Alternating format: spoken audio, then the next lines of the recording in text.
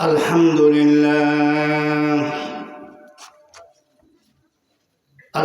لله نحمده ونستعينه ونستغفره ونعوذ بالله من شرور أنفسنا ومن سيئات أعمالنا من يهده الله فلا مضل له ومن يضلله فلا هادي له ونشهد أن لا إله إلا الله وحده لا شريك له ونشهد أن سيدنا وسندنا ومولانا محمدا عبده ورسوله قال الله تعالى في كلامه المجيد وفرقانه الحميد أعوذ بالله من الشيطان الرجيم بسم الله الرحمن الرحيم قل يا عبادي الذين أسرفوا على أنفسهم لا تقنطوا من رحمة الله وقال النبي صلى الله عليه وسلم من كان في حاجة أخيه كان الله في حاجته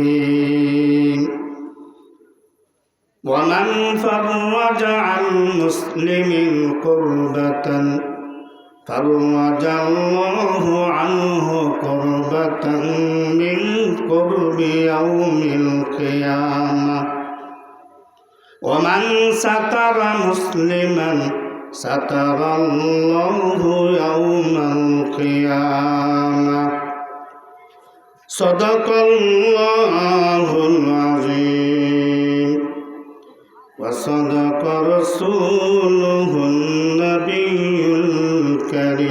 الكريم اللهم صل على محمد وعلى آل محمد كما صليت على إبراهيم وعلى آل إبراهيم إنك حميد مجيد সকলে পড়ি اللهم بارك على محمد وعلى آل محمد كما باركت على إبراهيم وعلى آل إبراهيم إنك حميد مجيد بلغ العلا بكماله كشف الدجى بجماله حسنت جميع خصاله صلوا عليه وآله توحید کی امانت सीनों में है हमारा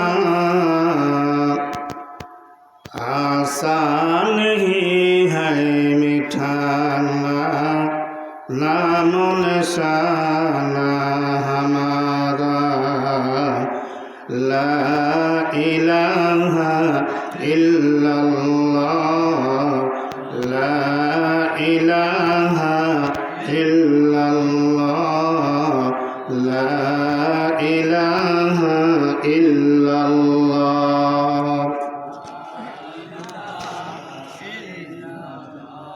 উত্তর জাঙ্গালিয়া কাসিমুল উলুম কারিমিয়া কওমি মাদ্রাসার উদ্যোগে বার্ষিক ওয়াজ ও মাহফিলের সম্মানিত সভাপতি সাহেব, আমন্ত্রিত মুআজ্জাজ উলামায়ে কেরাম, মুরব্বিয়ানে আযম,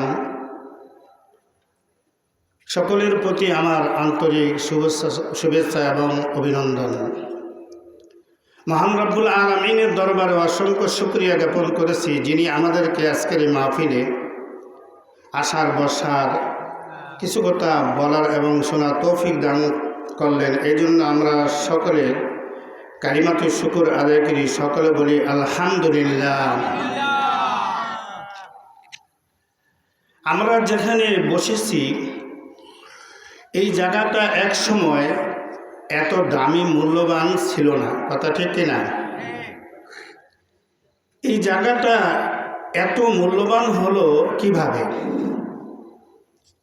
এটা আমরা সকলে বুঝি যে এখানে এখন কোরআনে কারীম, পশ্চিগন্ত কোরআনে কারীম এবং রাসূল সাল্লাল্লাহু আলাইহি ওয়াসাল্লামের হাদিসকে এখানে শিক্ষা দেওয়া হয়, কথা ঠিক কিনা? এই মাদ্রাসাটা এই এলাকার জনগণের সাহায্য সহায়তা, সার্বিক তত্ত্বাবধানে এবং আমাদের মুফতি এমদাদুল হক আরিফি সাহেব অনেক শ্রম দিয়ে কষ্ট করে এই প্রতিষ্ঠানটাকে ধরে রেখেছেন। এই জন্য আমরা সকলে তার প্রতি একটা ভালোবাসা, আন্তরিকতা তার প্রতিও রাখতে হবে, এই মাদ্রাসার প্রতিও রাখতে হবে। আমি ওলামাদের মুখে একটা কথা শুনেছি, যে এলাকার মানুষের জন্য আল্লাহ কল্যাণ কি করেন, বরাদ্দ করেন, আল্লাহ ওই এলাকার মধ্যে ধর্মীয় প্রতিষ্ঠান করার তাদেরকে সামর্থ্য দিয়ে দেন,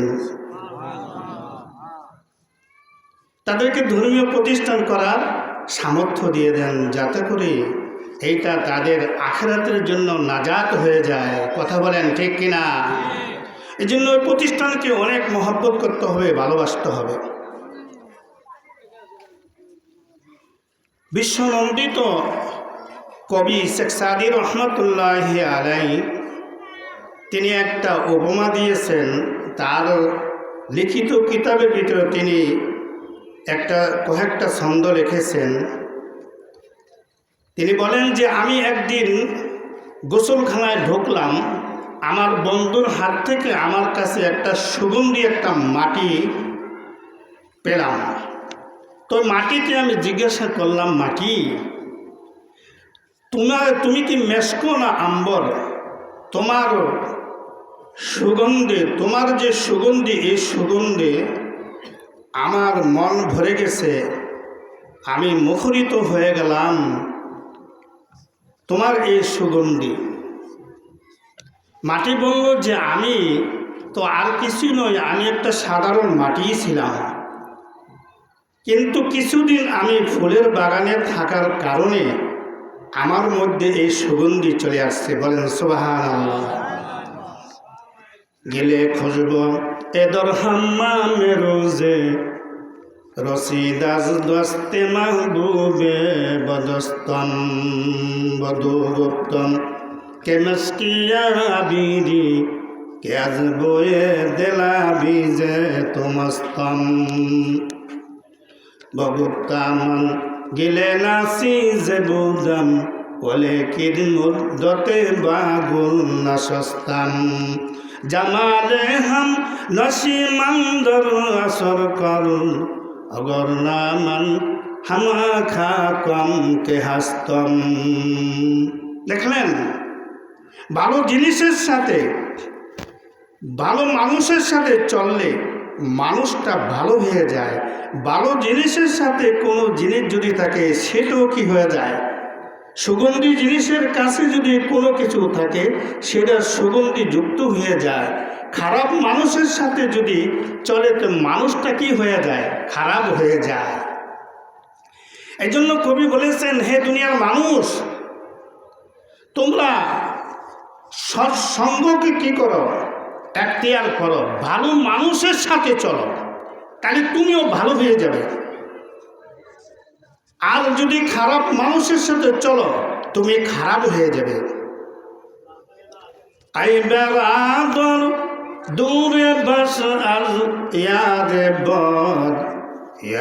বদ বদ তরবুয়াদাজ মারে বদ, ইয়ারে বদ বদ তরবুয়াদাজ মারে বদ, হকে যাতে পাকে আল্লাহুস সামাদ, মারে বদতন হাতুরা বর যা জানত, ইয়ারে বদ বদ জানে ইমান।